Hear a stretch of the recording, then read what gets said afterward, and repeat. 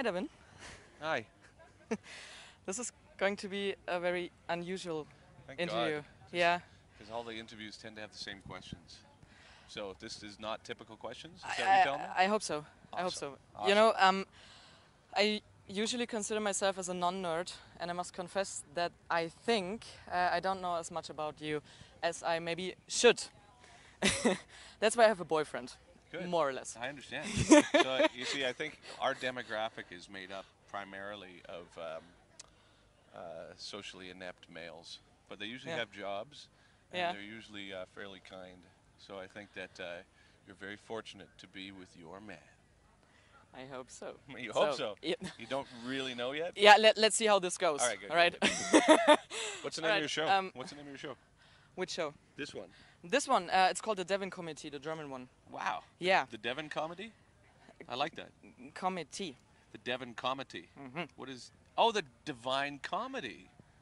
Devin Comedy. The Devin Comedy. Whatever. So we tried something and I hope... She just yelled at me. Okay, here we go. Sorry. Your boyfriend's going to be bummed. Yeah, I hope this works, otherwise I'm fucked, okay? You're not.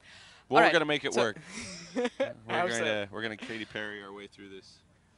Okay. Devin Townsend questions. I Yeah. like your computer. Greetings, Devin. Whoa! It is I, Devin. Is this your I boyfriend? always wondered, what do you eat for breakfast? What do I eat for breakfast? Okay, well, when I wake up in the morning, what's your boyfriend's name, by the way? Fabian. Fabian Metal. Ah, yeah. What do I eat for breakfast? Well, I typically have, I wake up, my morning routine is pretty good. Like I'll wake up, I make my bed, first thing I do is I make my bed, and then I put a cup of water on the stove, and in that I put cranberries, honey, cinnamon, and maybe blueberries, and then I go take a shit, and that usually takes around 10 minutes. 10 minutes, as and usual. then I come on and I boil it, oatmeal, and then I add a banana to it and almond milk almost every day. And when we're on tour, I eat whatever's in the bus. Have you ever told it before in an interview? That question Yeah. or that answer? No. In fact, I that's surprised myself cool. just by saying it out loud. Oh, cool. Because I didn't realize how much of a man of routine I am. It's pathetic. All right, second question. Yeah. Here he goes. Here comes Fabian again. Uh-oh. Did you As compare? a man who also suffers from a receding hairline, Yes, I This see. one? Yeah. That's his receding hairline. what do you think? When is the best moment to say goodbye to your long hair and start shaving? When's the best moment to say goodbye to your long hair and start shaving your head? Well, I kept my hair long past its due date. When I was bald, I still had long hair, and I did that primarily because I had a good friend that used to try and make fun of me for going bald. Okay. So I thought, oh, fuck it. The best thing to do is to just grow it to the point where you frame it. So it's almost like arrows pointing to your bald spot, right? Uh-huh. And then after a while, it just started smelling terrible, and I just got sick of it. So probably the shortest answer is when you get sick of it. Okay. So is hair directly related to metal sexiness? Is there such a thing? Metal sexiness? I don't know, maybe. A bunch of sweaty dudes in black clothes?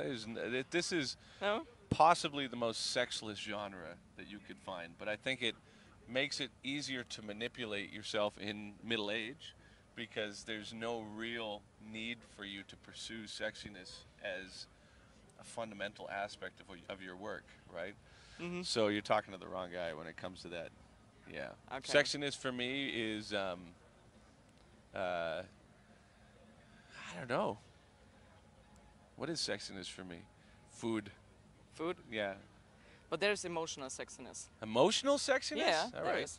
So, It's smart called food. intelligence. Smart food. Smart food? Yeah. That's like, hey, oh my God, it's everybody. Hi, guys. Ah, Hi. it's people that I like. A whole bunch of them. Ah. Hello. Hey. How you doing? You okay, buddy? I'm good. Do you want to join us? Yeah. I can't speak as Okay. So good to see you. Oh my God. How you doing? Great. It's- Nikki's here as well. We're going to find you later. Okay. That's a threat. Okay, I'll be in that room there. Okay. One that's got my name on it. All right. See? See, that was sexy, right? Human interactions that have true emotions. Yeah. So, yeah, I was actually talking about And the boobs. emotional. I think we continue with the third question. Here you go.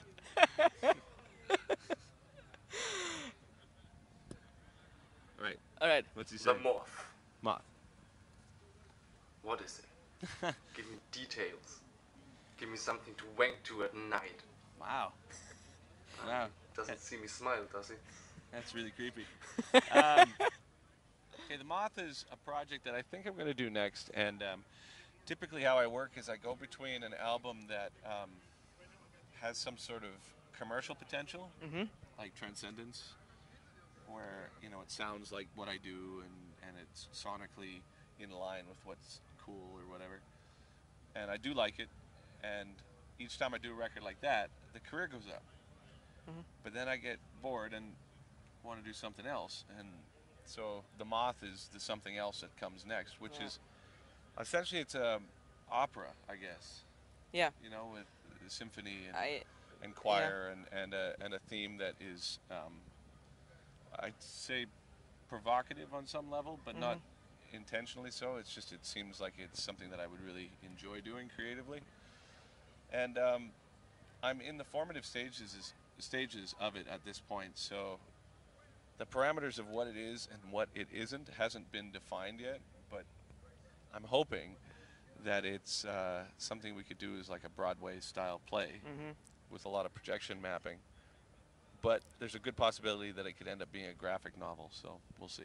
So I saw an Instagram post of you with a I don't know, cover maybe of the Moth Yeah, with a giant penis. yeah. Does it describe this one well? I think it describes humanity.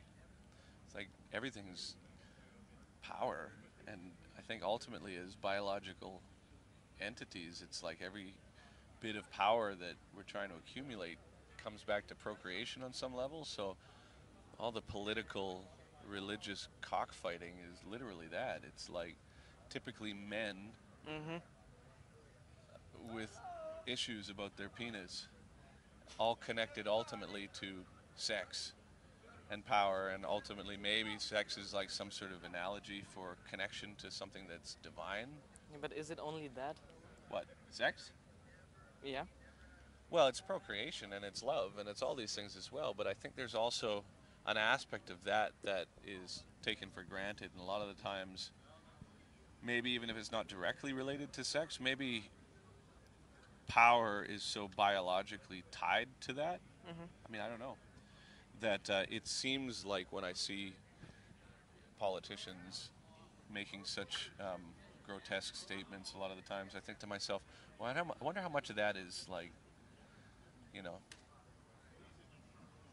connection to your parents, or connection to childhood, or maybe you've got a small penis, or maybe it's like, you're been so desperately trying to get affection. Maybe you didn't get it from your parents or something, and so it becomes sort of conquest as they get older. Like sex and love becomes sort of like separated, and who knows? I mean, I don't know, but I think a lot of times when it comes to making music or art or whatever you want to call it, I just kind of have fun taking guesses at things. So the Moth is another example of that. Stay tuned for it. Maybe. Yeah. Cool. Okay, I got one last question. Here it comes. How is your process of creating new music? Do you have an idea in the beginning that just develops, or do you make up a plan and just exercise that plan until you have the result? I think my process of creation in terms of music is relegated into three categories. First off would be, I have an idea that sort of springs into my mind in one of several ways, maybe in a dream or as I'm going for a walk. And a lot of times that particular avenue of creation is really vision based. So I have a really solid idea of what it is that I want to do, and then I try and pursue that. The second way would be fumbling around until I find something that interests me, and then over time refining that into something that the identity becomes clear, and then again the vision starts to appear, but it's not immediate. And the third way would be Sounds interesting, yeah. yeah, and the third way would be collaboration, where you're with people and you try and leapfrog off each other's ideas in hopes that by the end of it you've achieved something that is a group vision. So it's one of those three ways, and there's no real rhyme or reason as to which one is going to be the one of the day. But mostly it just happens, I guess. I think it always just happens. Yeah, yeah. Cool. Yeah. All right. He. Oh. Yeah. Iron Well, shit. Let's see. To come to an end, I have one last request. Please sign my forehead and thereby transcribe all your musical intellect onto me, Devin. Thanks for your existence. Man, this is like Saw. Do you have the picture? yeah, of course All I right. do. How long you guys been going out? A couple of months. Oh, really? Yeah. Oh, man. You got to hang on, He- baby. yeah, you he might kind of- want to tone back on the He kind of Devin forced me mask to. thing. All right, I'll sign it for sure, man. Oh, cool. Yeah, ma'am. All right. So, Thank you, brother. Thank you, Fabian. Thank you, Sarah, Sarah. I'm going to get the mask. All right, so I just sit here? Yeah, you can. This Like, isn't our... You All have right, 30 seconds. see what's going on in your inbox. Oh, your mom sent you a text. I don't even have Wi-Fi here. There we go. All right. Wow, that's me. Yeah.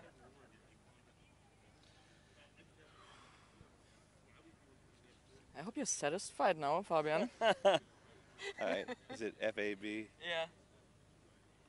Fabian. I-A-N. Perfect. Thank you. Thank you. Thank you, Devin. No problem. We'll see you soon. Oh, cool. Cheers, guys. Bye.